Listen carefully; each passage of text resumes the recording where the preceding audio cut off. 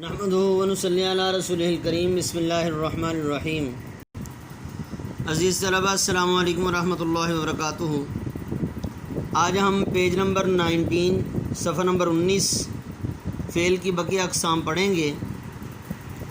دیکھیں، فعل لازم کا معنی میں نے آپ کو بتایا تھا اپنی حد میں رہنے والا، اور متعدی کا معنی میں نے بتایا تھا جو اپنی حد سے تجاوز کر جائے۔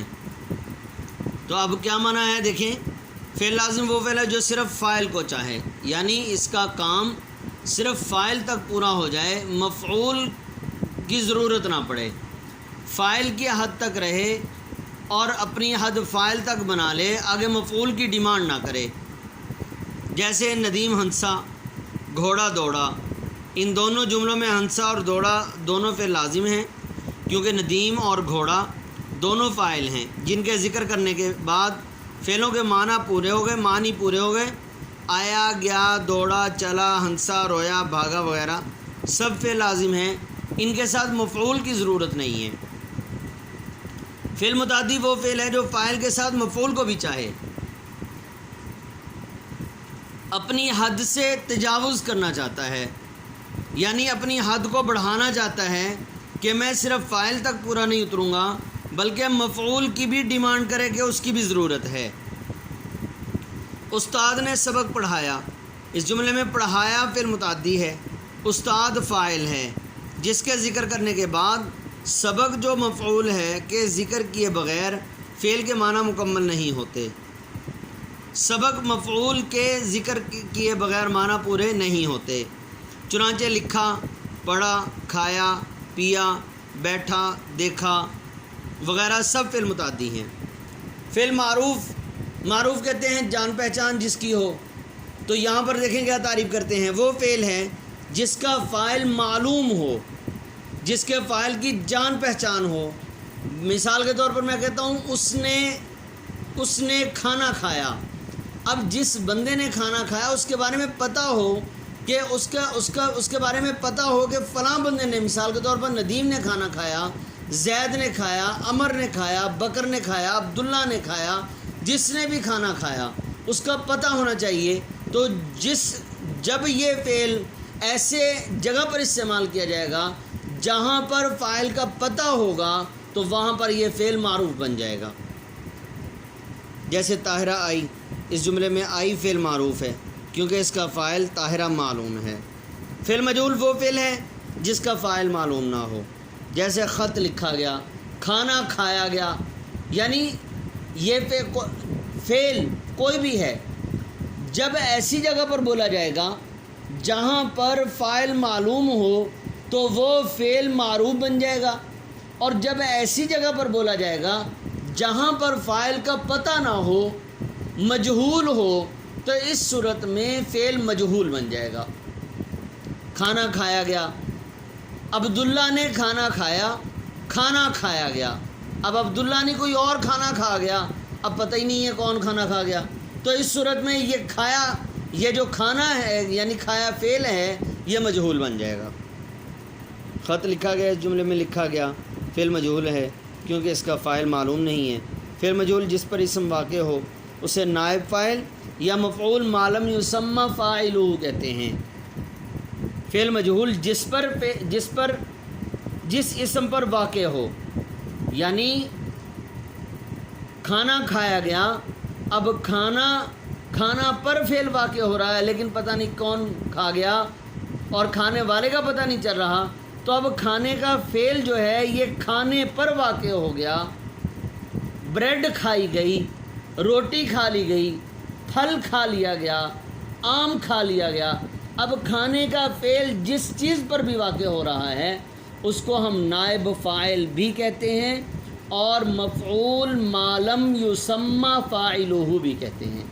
پورا جملہ اس طرح بنے گا، مفعول ما لم یسمى فاعلہ۔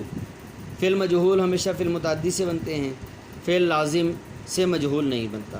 فعل مجہول بنانے کا طریقہ، جس مصدر سے فعل مجہول بنانا ہو اس مصدر کو مجہول بنا لیں، مصدر مجہول بنا لیں، جس کا طریقہ یہ ہے کہ اس مصدر کی ماضی مطلق کے آخر میں جانا لگا کر پہلے مصدر مجہول بنایا جائے گا، اس کے بعد مذکورہ بالا طریقوں سے تمام قسم کے فعل مجہول بن جائیں گے۔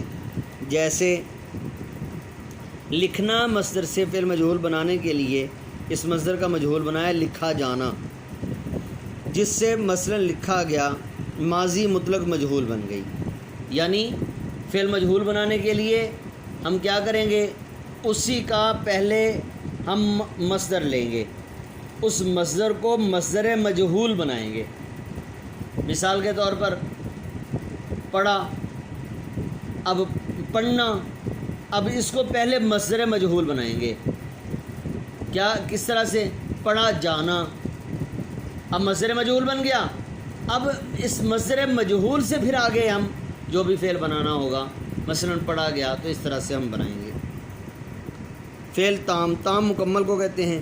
وہ فعل ہے جو اگر فاعل لازم ہے تو فعل لازم ہے تو فاعل کا ذکر کرنے کے بعد اس کے معنی مکمل ہو جائیں، یعنی بات پوری کی پوری سمجھ میں آ جائے، بات ادھوری نہ ہو، اس کو فعل تام کہتے ہیں۔ چاہے وہ فعل لازم کے ذریعے سے ہو، چاہے وہ فعل متعدی کے ذریعے سے ہو، بات اچھی طرح سے سمجھ میں آ جائے اور بات پوری ہو جائے، سننے والا اس انتظار میں نہ ہو کہ بات کرنے والے نے ابھی بات کرنی ہے۔ اگر ایسا معاملہ ہے کہ مطلب اس کو انتظار نہیں کرنا پڑ رہا اور بات کرنے والے کا مقصد پورا ہو چکا ہے اور وہ خاموش ہو چکا ہے، تو یہ فعل تام بن جائے گا۔ فاعل کا ذکر کر دینے کے بعد اس کے معنی مکمل ہو جائیں۔ سعید آیا، یہاں آیا فعل تام ہے۔ سعید فاعل کے ذکر کر دینے کے بعد اس کے معنی پورے ہو گئے، اور اگر فعل متعدی ہے تو فاعل اور مفعول دونوں کا ذکر کرنے کے بعد اس کے معنی مکمل ہو جائیں۔ جیسے اسلم نے خط لکھا، اس جملے میں لکھا فعل تام ہے کیونکہ اسلم فاعل اور خط مفعول ہے، اس کے بعد معنی مکمل ہو گئے، یہ فعل تام کہلاتے ہیں۔ فعل ناقص، ناقص کا معنی ادھورا، وہ فعل ہے جس کے ساتھ ایک اسم ذات کا ذکر کرنے کے بعد جب تک دوسرے اسم صفت کا ذکر نہ کیا جائے، یعنی دو اسم ذکر کیے جائیں گے، ایک اسم ذات ہوگا اور ایک اسم صفت ہوگا۔ جیسے ندیم نیک ہے فعل ناقص ہے، ندیم کے اسم کا ذکر کرنے کے بعد جب تک نیک اسم صفت کا ذکر نہیں کیا گیا، اس کے معنی مکمل نہیں ہوئے۔